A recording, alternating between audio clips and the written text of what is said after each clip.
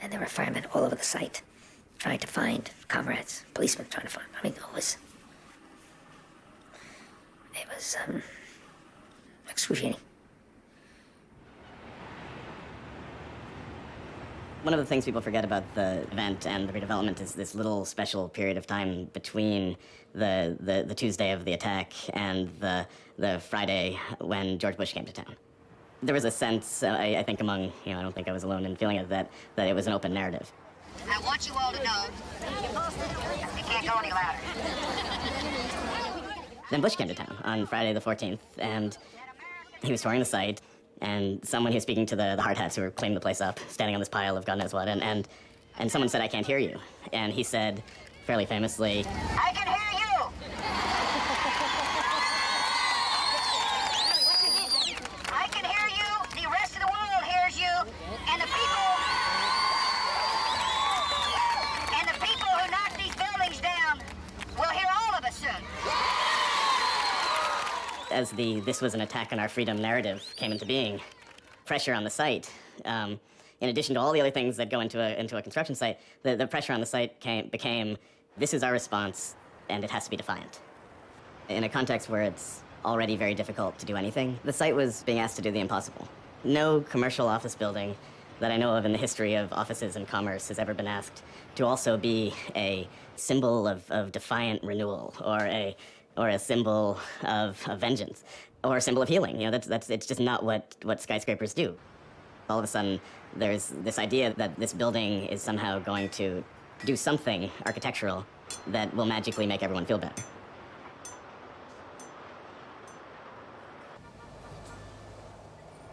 I really believe we shouldn't think about this site out there, right beyond us, right here, as a site for economic development. And we should think about a soaring, monumental, beautiful memorial. This is going to be a place that's remembered 100 and 1,000 years from now, like the great battlefields of Europe and of the United States. We have to be able to create something here that enshrines this forever. When Mayor Giuliani gave his farewell address, he suggested that nothing should be rebuilt here, that it simply become a memorial, a large, serene memorial to the people who died on 9/11. There was never any chance of that happening. I think the mayor knew it. I think the proof that he knew it was to create the LMDC, the Lower Manhattan Development Corporation, in order to pass that along to George Pataki for fear that a mayor who was not a Republican was going to succeed Giuliani. The LMDC was right after September 11th. Mayor Giuliani and I sat down and said, we're going to need massive assistance. We're going to have help from Washington. We're going to have insurance proceeds. And we need a vehicle whose sole purpose, so they won't get distracted, will be to make sure that the funds are appropriately targeted. The governor of New York is central to what eventually happens in Lower Manhattan. Here's why. Two agencies, the Lower Manhattan Development Corporation and the Port Authority, control the process, and New York's governor controls half of each. There's no single person involved with the redevelopment who had as much sway on it as George Pataki. He achieved that position by creating the LMDC and initially packing it with his cronies and using it as as almost like control rods to change the pace of the process. I mean, at some points he would slow it down, at some points he would speed it up, purely to suit his needs at any given point, which were profound because he was running for re-election during the process.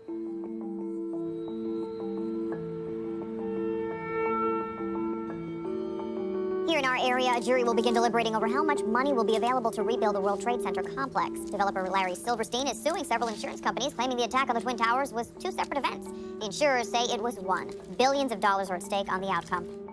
First issue, one event's two events.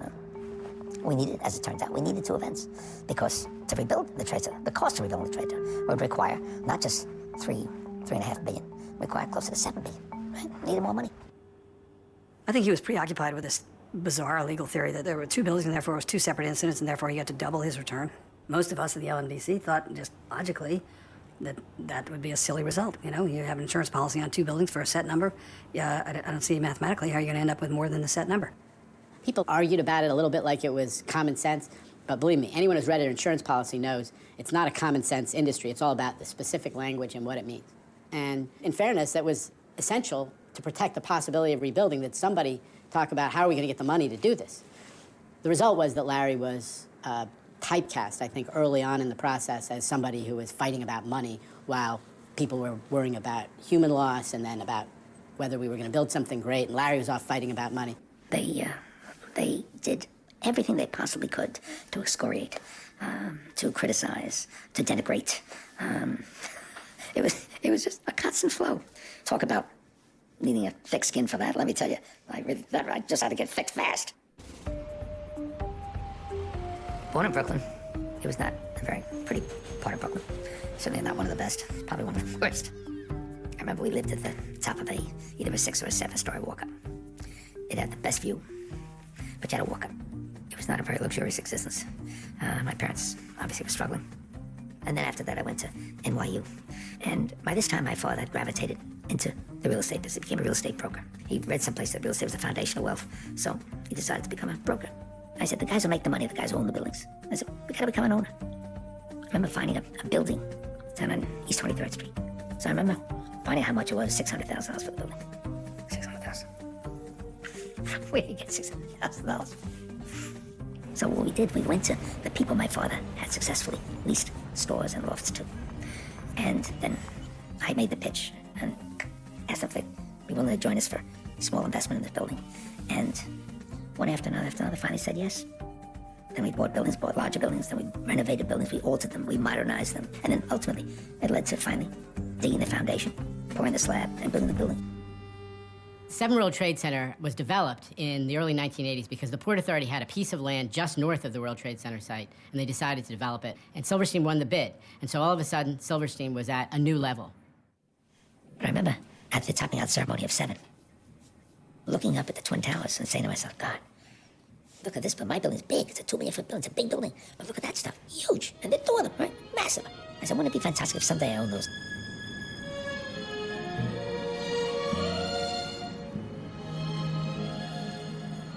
Got it done.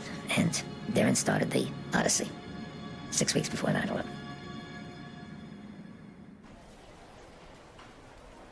I think the towers should be built back. I think they should be built tall, if not taller. I liked the comment earlier about a library. I always said I wanted a school. You could also have an exhibition hall. You could have a concert hall. There's enough room there. How could you build on sacred ground? The whole site should be a memorial. Our new World Trade Center towers must be at least 111 stories tall. People are starting to think about what's going to be created there. And ultimately, there's a debate about what should happen at the World Trade Center site, which is classic New York, with everybody taking very strong opinions that pull in totally opposite directions, where a lot of different people are fighting for the one thing that they want. What ought to be rebuilt there? How do we respond to 9/11? I should call Sally and tell him I'm 2 minutes away. Excuse me, sorry. Did you get behind all these slow people, you know? I'm going to meet you. Good to see you. Hi, Norman.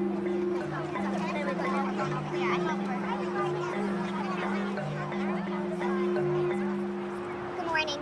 My name is Rosaline Talon. This is my mother, Eileen. We lost my brother, Sean Patrick Talon. He was a probationary firefighter at Ladder 10, which is the firehouse of the World Trade Center. If you look at Oklahoma City, those families are really an integral part of the process, the decision-making process. So just at a minimum, that's what we're asking. Include us in the process. Because to this point, we have not been included.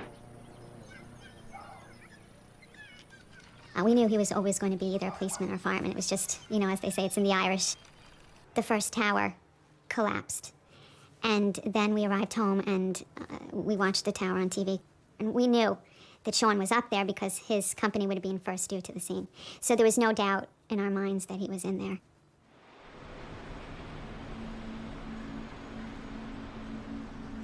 I remember standing at the precipice, right outside the firehouse door. These people are buried inside there. I mean, loved ones. I mean, knowing Sean was in there, I mean, my God, like looking at that pile and knowing that my little brother was in there and there wasn't anything I could do about it. Because of the enormity of what happened and all of these people dying there, my parents were definitely hoping that the site could, say, be a green field of remembrance. But we realized that wasn't going to be. There were too many commercial and real estate interests that, you know, they had to build back up their square footage. One of the things that people don't appreciate is that there was an enormous economic fallout after September 11th. We lost 100,000 private sector jobs that morning. We lost millions of square feet of office space. Companies were leaving New York, so it had to get built. And the initial plan was let the Port Authority do it. I was having dinner at the local pub around the corner from my apartment, and somebody was sitting next to me, and they said, "So what do you do?" And I said, "Well, I run the Port Authority." And they said, "Does that mean you do the bus scheduling?" And I had to explain that the Port Authority was a little more than the bus terminal. Port Authority built the Lincoln Tunnel and the George Washington Bridge and many of our biggest transportation facilities, and it also built the World Trade Center. I obligated myself to pay the ground rent of $120 million a year to the Port Authority for 99 years, which is like in perpetuity, with no abatements of any kind, because no one anticipated a 9/11 event. You know, it stuck in his craw that he had to do that, but the fact of the matter is he was insured to do that. It's called business interruption insurance, and you continue paying your rent. Here was Larry Silverstein paying, I think, $10 million a month ground rent on nothing.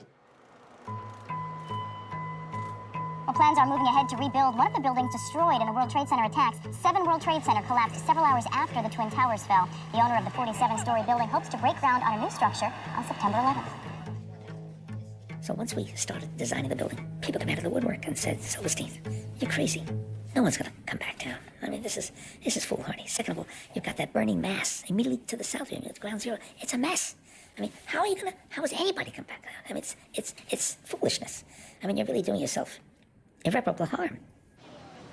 7 World Trade Center, we were able to get the building going very quickly because it was just us and the Port Authority, and that was it.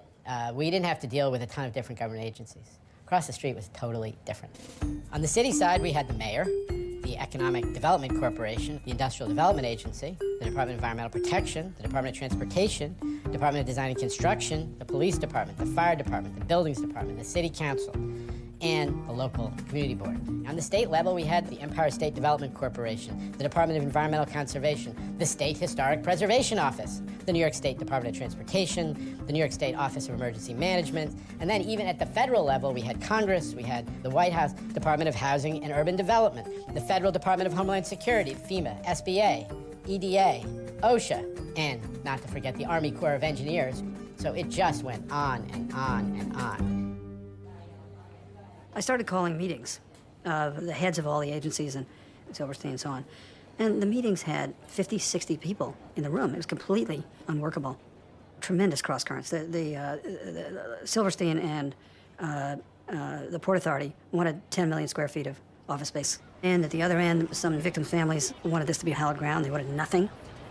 There was another group that said that they want to see the Twin Towers rebuilt exactly as the Twin Towers. From the beginning, I was pretty pessimistic that this could actually be corralled.